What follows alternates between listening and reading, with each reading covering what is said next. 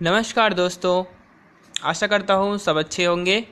स्वागत है आपका Desai study centre YouTube channel पर। दोस्तों, आज की ऑडियो क्लास में हम सिंधु सभ्यता से संबंधित एक दो टॉपिक और बचे हैं, उनको आज कंप्लीट करेंगे।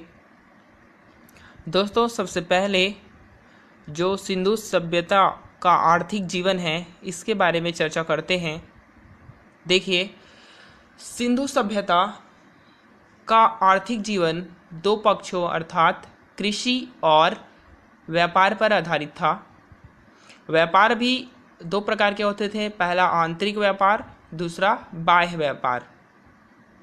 आंतरिक व्यापार के लिए बैलगाड़ी और सड़क मार्गों का प्रयोग किया जाता था।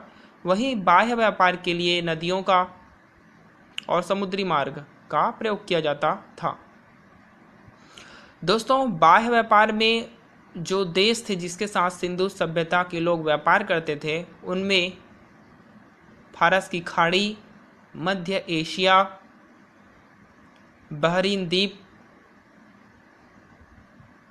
मेसोपोटामिया, मिस्र, ईरान इत्यादि सम्मिलित थे। इस काल में जो मोहरों पर नाव के चित्र भी अंकित हैं, इससे बाह्य व्यापार की हमें जानकारी मिलती है। मोहनजोदड़ो से जो मेसोपोटामिया का मोहर प्राप्त हुआ है तथा हड़प्पा से लोथल से फारस की जो मोहरें हैं वो प्राप्त हुई हैं। इससे भी ये ज्ञात होता है कि जो सिंधु सभ्यता का बाह्य व्यापार था वो काफ़ी उन्नत था। कुछ स्थानों से ये वस्तुएं आयातित करते थे हड़प्पा सभ्यता के लोग। उनमें जैसे कि सोना है, इसका आयात ये अफ़गानिस्तान, ईरान तथा दक्षिण भारत से करते थे। उसी प्रकार तांबा, इसे खेतड़ी, राजस्थान और बलूचिस्तान से मंगाया जाता था। टीन है, इसे ईरान और अफ़गानिस्तान से मंगाया जाता था। चांदी है, इसे ईरान और मेसोपोटामिया से मंगाया जाता था। लाजवर्दमनी मणि है, इसे बदख्शा से मंगाया जाता था। कीमती पत्थर, इन्हें बलूचिस्तान और अफ़गानिस्तान, राजस्थान से मंगाया जाता था। और शेल खड़ी, इसे ईरान से, और फिरोज़ा, इसे भी ईरान से मंगाया जाता था। तो इस प्रकार दोस्तों, उस समय सिक्के का प्रचलन नहीं था और जो व्यापार है वो वस्तु विनिमय अर्थात एक वस्तु के स्थान पर दूसरे वस्तु का लेन देन करना। मतलब अगर आप कोई वस्तु देते हैं तो उसके बदले आप दूसरे वस्तु उससे ले सकते हैं, ऐसा। तो ये था वस्तु विनिमय, उस समय प्रचलित था, सिक्के का प्रचलन नहीं था। इसी प्रकार दोस्तों, अगर हम सिंधु सभ्यता के धार्मिक जीवन की बात करें तो सिंधु सभ्यता के जो स्थलों का उत्खनन हुआ है उसमें कहीं भी ऐसे धार्मिक धर्म से संबंधित कोई भी ऐसे स्थल प्राप्त नहीं हुए हैं।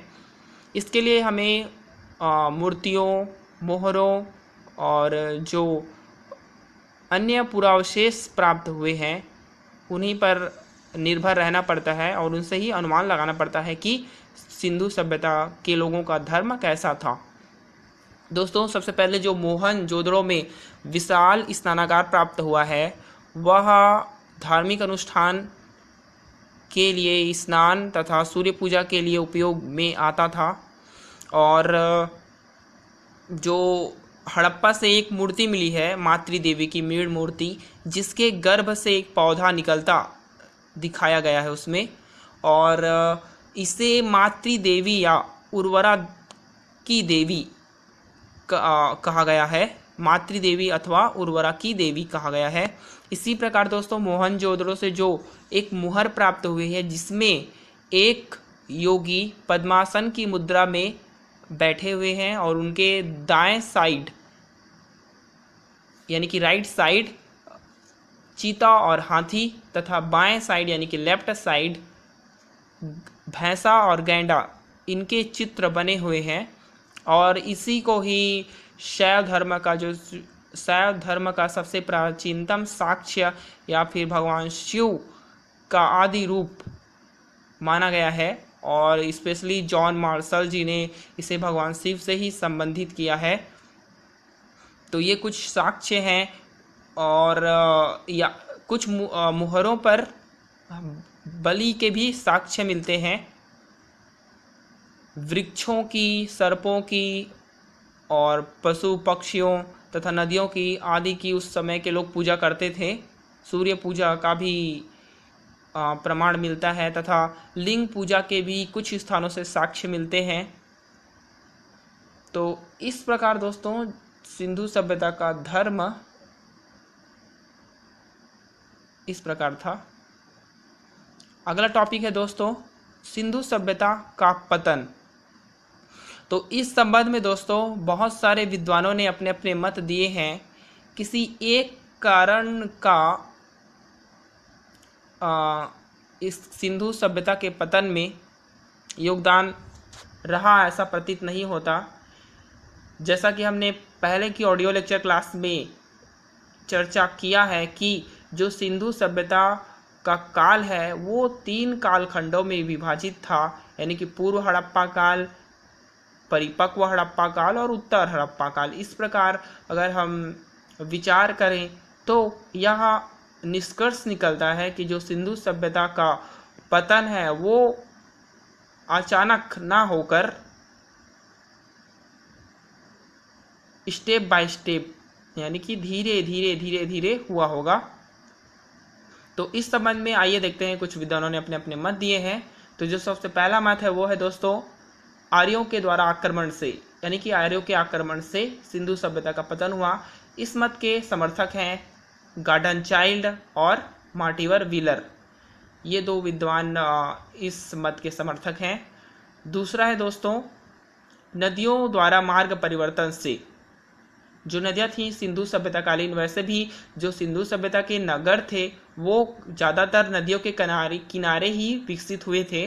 तो नदियों के द्वारा मार्ग परिवर्तन से सिंधु सभ्यता का पतन हुआ। इस मत के समर्थक हैं माधव स्वरूप वस, MS वर्स। अगला जो मत है दोस्तों वो है परिस्थितिकी असंतुलन। इस मत के समर्थक हैं फेयर सर्विस। इनका कहना है कि जैसे वर्तमान समय में दोस्तों ग्लोबल वार्मिंग की समस्या हो रही है, वातावरण में जो हमारा वातावरण है वो परिवर्तित हो रहा है। वैसे अभी जो कोरोना वायरस के कारण कुछ चेंजेस आए हैं, वातावरण बहुत शुद्ध हुआ है, नहीं तो इसके पहले कितना प्रदूषण था वायु में। जो वायु की गुणवत्ता थी वो धीरे धीरे घटती जा रही थी। तो इसी प्रकार की स्थिति उस समय उत्पन्न हुई होगी जिससे इस सभ्यता का नाश हुआ, ये कहना है फेयर सर्विस जी का। उसके बाद जो अगला मत है दोस्तों वो है बाढ़, यानी कि बाढ़ के कारण सिंधु सभ्यता का पतन हो गया। इस मत के जो समर्थक हैं वो है मैके और SR राव। अगला जो मत है वो है भूकंप तथा जल प्लावन। इस मत के समर्थक हैं राइज तथा डेस्क।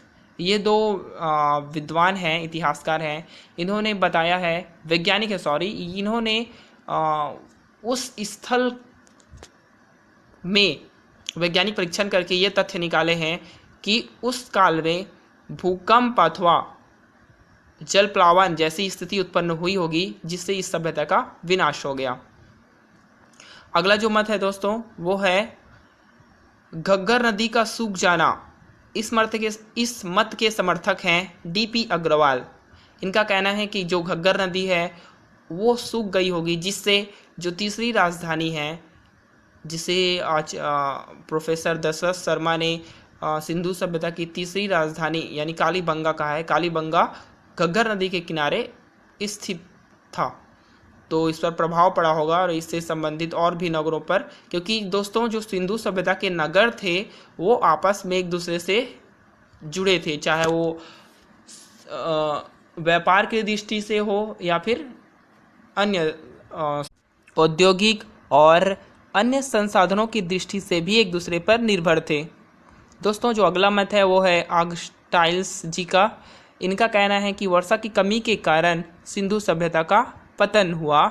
इसके पीछे ये तथ्य देते हैं, प्रस्तुत करते हैं कि जो सिंधु सभ्यता के लोग थे उनके द्वारा कृषि की भूमि का विस्तार अत्यधिक बढ़ता गया और जिससे वनों की कटाई हुई और वनों की कटाई होने के कारण वर्षा में कमी आई और इस प्रकार की स्थिति वहाँ पर उत्पन्न हुई, जिससे वहाँ के लोग धीरे धीरे पलायन करना शुरू किए होंगे अन्य क्षेत्रों में, जिससे इस सभ्यता का धीरे धीरे पतन हो गया। तो ये कुछ इम्पोर्टेंट मत थे दोस्तों, व्यूज़ थे विद्वानों द्वारा, इतिहासकारों द्वारा दिए गए हड़प्पा सभ्यता के पतन से संबंधित। तो इसके बाद दोस्तों एक प्रश्न है कि सिंधु सभ्यता यानी कि हड़प्पा सभ्यता को इतिहास के किस कालखंड के अंतर्गत रखा जाता है। दोस्तों, इतिहास को 3 कालखंडों में विभाजित किया गया है। पहला है प्रागैतिहासिक काल, दूसरा है आद्य ऐतिहासिक काल और तीसरा है ऐतिहासिक काल। दोस्तों, जो प्रागैतिहासिक काल है इसमें मनुष्य ना तो सभ्य था और वो शिकार करता था, मांस खाता था और लिखना पढ़ना नहीं जानता था। मतलब इस काल के लिखित साक्ष्य नहीं मिलते हैं, केवल पुरातात्विक साक्ष्य मिलते हैं। तो ये हो गया प्रागैतिहासिक काल। दूसरा है दोस्तों आद्य ऐतिहासिक काल।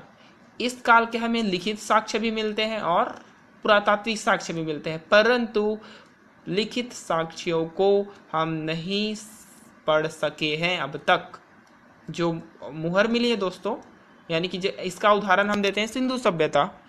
सिंधु सभ्यता इसलिए देते हैं क्योंकि सिंधु सभ्यता के जो लिखित साक्ष्य यानी कि मुहरों पर जो लिपि मिली है और जो पुरातात्विक साक्ष्य दोनों मिले हैं, परंतु जो मुहरों पर लिखी गई लिपि है वो अभी तक हम नहीं पढ़ पाए हैं। तो आद्य इतिहास के अंतर्गत सिंधु सभ्यता को रखा जाता है। उसके बाद जो इतिहास है दोस्तों, तो इससे 3 भागों में बांट देते हैं। पहला प्राचीन इतिहास, दूसरा मध्यकालीन, तीसरा आधुनिक इतिहास। ये भारतीय इतिहास का एक प्रकार का विभाजन है। अध्ययन की दृष्टि से इतने भागों में इसका विभाजन किया गया है भारतीय इतिहास का। तो इस प्रकार दोस्तों आज की ऑडियो लेक्चर क्लास में बस इतना ही। आज ये टॉपिक कंप्लीट होता है।